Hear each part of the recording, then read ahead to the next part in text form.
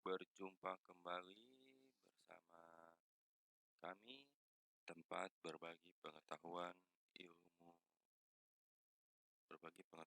hukum.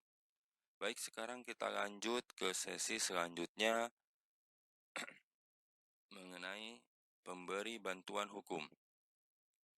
Jadi pelaksanaan bantuan hukum itu dilakukan oleh pemberi bantuan hukum. Apa dan bagaimana syarat untuk bisa menjadi pemberi bantuan hukum? Ini bisa dilihat di dalam Undang-Undang tentang Bantuan Hukum pada ayat 1 meliputi 1. Berbadan hukum, 2. Terakreditasi berdasarkan Undang-Undang Bantuan Hukum, 3. Memiliki kantor atau sekretariat yang tetap, 4. Memiliki pengurus, dan 5. Memiliki program bantuan hukum. Itu merupakan syarat pemberi bantuan hukum. Lalu bagaimana hak dari pemberi bantuan hukum? Hak pihak pemberi bantuan hukum meliputi 1. Melakukan rekrutmen terhadap advokat, paralegal, dosen, dan mahasiswa fakultas hukum. 2. Melakukan pelayanan bantuan hukum. 3. Menyelenggarakan penyuluhan hukum, konsultasi hukum, dan program kegiatan lain yang berkaitan dengan penyelenggaraan bantuan hukum. 4. Menerima anggaran dari negara untuk melaksanakan bantuan hukum. 5. Mengeluarkan pendapat atau pernyataan dalam membela perkara yang menjadi tanggung jawabnya di dalam sidang pengadilan sesuai dengan ketentuan yang berlaku. Sedangkan mengenai kewajiban pihak pemberi bantuan hukum meliputi 1. Melaporkan kepada Menteri tentang program bantuan hukum. 2. Melaporkan setiap penggunaan anggaran negara yang digunakan untuk pemberian bantuan hukum. 3. Menyelenggarakan pendidikan dan pelatihan bantuan hukum bagi advokat, paralegal, dosen, mahasiswa fakultas hukum yang direkrut.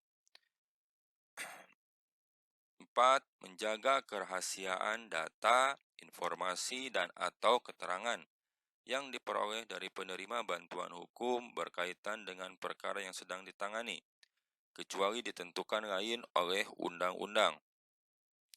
5. Memberikan bantuan hukum kepada penerima bantuan hukum berdasarkan syarat dan tata cara yang ditentukan dalam undang-undang sampai perkaranya selesai, kecuali ada alasan yang sah secara hukum.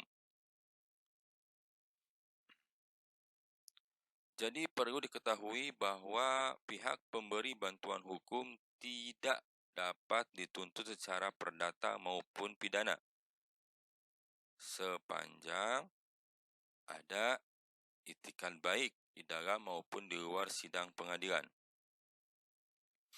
Hal ini sebagaimana standar bantuan hukum berdasarkan peraturan perundang-undangan dan atau kode etik advokat. Itu. Jadi ada hak imunitas tetapi dibatasi dengan peraturan perundang-undangan dan atau kode etik advokat yang berlaku. Sedangkan hak dan kewajiban pihak penerima bantuan hukum meliputi 1. Mendapatkan bantuan hukum hingga masalah hukumnya selesai dan atau perkaranya telah mempunyai kekuatan hukum tetap, selama penerima bantuan hukum yang bersangkutan tidak mencabut surat kuasa. Selanjutnya yang kedua, mendapatkan bantuan hukum sesuai dengan standar bantuan hukum dan atau kode etik advokat. Yang ketiga, mendapatkan informasi dan dokumen yang berkaitan dengan pelaksanaan pemberian bantuan hukum sesuai dengan ketentuan peraturan perundang-undangan. Jadi di sini di dalam undang-undang tentang bantuan hukum secara normatif ada 3 hak yang menjadi penerima bantuan hukum sebagaimana sudah tadi disebutkan. Sedangkan kewajiban, karena tadi sudah kita menjelaskan tentang hak, tentu ada sisi kewajiban yang harus dilaksanakan oleh pihak penerima bantuan hukum. Apa dan bagaimana bentuk kewajiban seorang pihak penerima bantuan hukum? Itu secara normatif diatur dalam Undang-Undang tentang Pelayanan Bantuan Hukum ada dua. Yang pertama, menyampaikan bukti, informasi, dan atau keterangan perkara secara benar kepada pemberi bantuan hukum. Jadi di sini harus ada keterbukaan dan kejujuran dari pihak pemberi bantuan hukum terhadap dari pihak penerima bantuan hukum terhadap kepada pihak pemberi bantuan hukum. Selanjutnya yang kedua, membantu kelancaran pemberian bantuan hukum. Dari sini ini bisa jelas ya, karena di sini tentu pihak penerima bantuan hukum memiliki kepentingan terhadap perkara yang ditangani oleh pemberi bantuan hukum.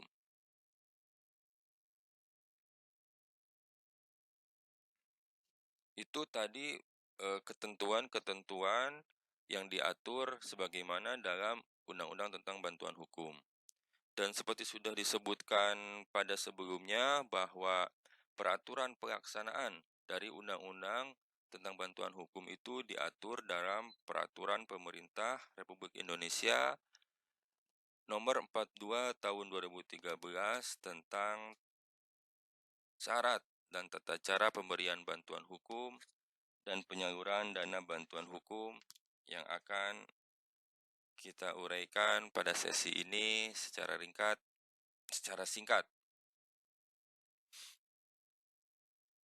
Jadi tata cara pemberian bantuan hukum dalam peraturan pemerintah tersebut diatur mengenai bentuk pemberian bantuan hukum, yaitu menyangkut masalah hukum keperdataan, masalah hukum pidana, dan masalah hukum tata usaha negara.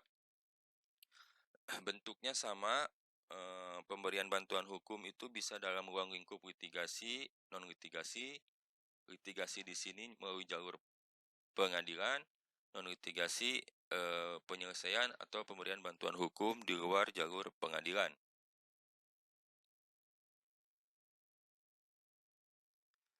Jadi di dalam secara teknisnya, pemohon bantuan hukum mengajukan permohonan bantuan hukum kepada pemberi bantuan hukum. Bentuk permohonan ini bentuknya tertulis.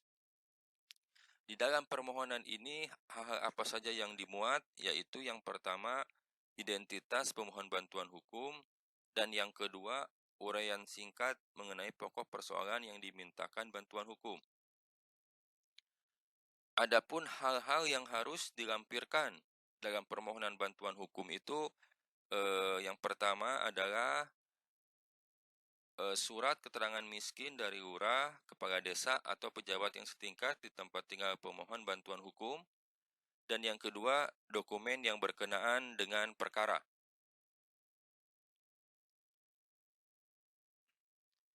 Selanjutnya, identitas pemohon bantuan hukum. Identitas ini dibuktikan dengan kartu tanda penduduk dan atau dokumen lain yang dikeluarkan oleh instansi yang berwenang.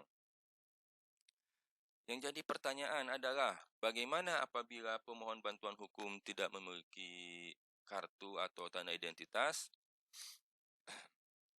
Dalam hal ini, pemberi bantuan hukum harus atau berkewajiban untuk membantu pemohon bantuan hukum atau penerima bantuan hukum dalam memperoleh surat keterangan alamat sementara dan atau dokumen lain dari instansi yang berwenang sesuai domisili pemberi bantuan hukum. Jadi di sini ada kewajiban dari pemberi bantuan hukum untuk membantu pemohon bantuan hukum apabila mengalami kesulitan dalam hal berkaitan dengan kartu identitas. Selanjutnya, bagaimana apabila pemohon bantuan hukum tidak memiliki surat keterangan miskin? Sekali lagi, di sini pemohon bantuan hukum harus dapat melampirkan kartu jaminan kesehatan masyarakat, bantuan langsung tunai, kartu beras miskin, dan atau dokumen lain sebagai pengganti surat keterangan miskin. Jadi bisa dikatakan bahwa surat keterangan miskin ini yang dikeluarkan dari kelurahan ini tidak berlaku secara imperatif, dalam artian bisa digantikan atau bisa dialternatifkan dengan kartu yang dikeluarkan oleh pemerintah dalam bentuk kartu jaminan kesehatan masyarakat, bantuan langsung tunai, dan lain-lain seperti yang tadi sudah disampaikan.